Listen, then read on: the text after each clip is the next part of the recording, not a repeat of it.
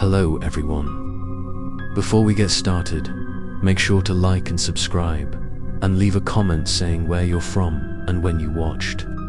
That way, YouTube will continue to show you stories like this.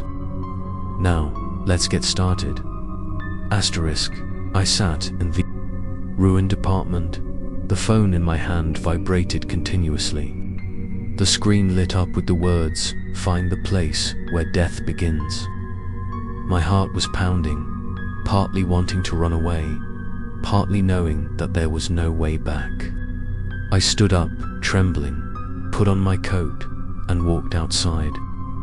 The night was cold. The wind howled as if it wanted to tear my skin apart. The road leading to the scene of the accident years ago was quiet. Only the weak streetlights flickered, shining on the patchy cracks on the asphalt. I drove, but my hands were shaking, my eyes fixed on the darkness ahead. Every step I took, I felt invisible, eyes watching me from both sides of the forest. When I arrived, I stopped the car on the side of the road. Before my eyes was an empty lot, where the bus had burned fiercely years ago, taking the lives of dozens of people. Even though many years had passed, this place was still abandoned, overgrown with weeds. The ground was covered with black burn, marks that had never faded. I shakily stepped down, holding the phone tightly in my hand. Immediately, the screen lit up with the words, "Welcome to the starting point." The air was heavy. The smell of ash still lingered. The wind blew, carrying a faint murmur as if someone was crying. I walked step by step towards the ground, my heart pounding like a drum. Suddenly, a roar rang out, and from the darkness appeared the distorted shape of a burned bus. It appeared like an illusion, but it was so clear that I could smell the acrid smell of smoke. Each window was broken. From inside came screams, the sound of knocking on the door for help. I was stunned, my legs trembling, unable to move forward or back. The phone in my hand vibrated.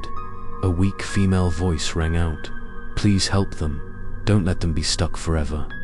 But then, the familiar hoarse voice interrupted. "No one can be freed unless you replace them."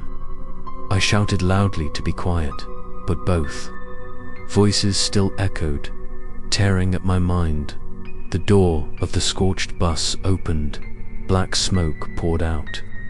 From inside, figures stepped down, charred figures, eyes white, mouths moving, soundless words. They surrounded me, lifeless eyes staring, as if wanting to swallow my soul. I stepped back, but behind me was a dark void. A charred hand grabbed my shoulder. I shouted loudly, turned around and saw the long-haired girl. She whispered, "John, this is where I died. Please free us all." I trembled, tears welled up, not knowing what to do. The phone lit up, showing the words, "Offer to open the way." I shook my head. My heart felt like it was exploding. I screamed, I couldn't. But then, before my eyes, the scorched faces continued to scream, their eyes filled with despair. That horrible scene made me realize that this curse not only bound me, but also dozens of innocent souls. If I did nothing, all of them would be trapped in the haunting vortex forever. I trembled and knelt down, clutching the phone, shouting, "Tell me what to do." A hoarse voice replied, "Sacrifice yourself." A female voice interrupted, "Break the phone, that's the key." I was confused, my mind spinning, not knowing who to believe. On one side was my death, on the other was a fragile hope. I took a deep breath, clutching the phone tightly. It vibrated violently, the red light flashing, as if in protest. I gathered all my strength and threw it hard onto the scorched ground. A crackling sound rang out, the screen cracked.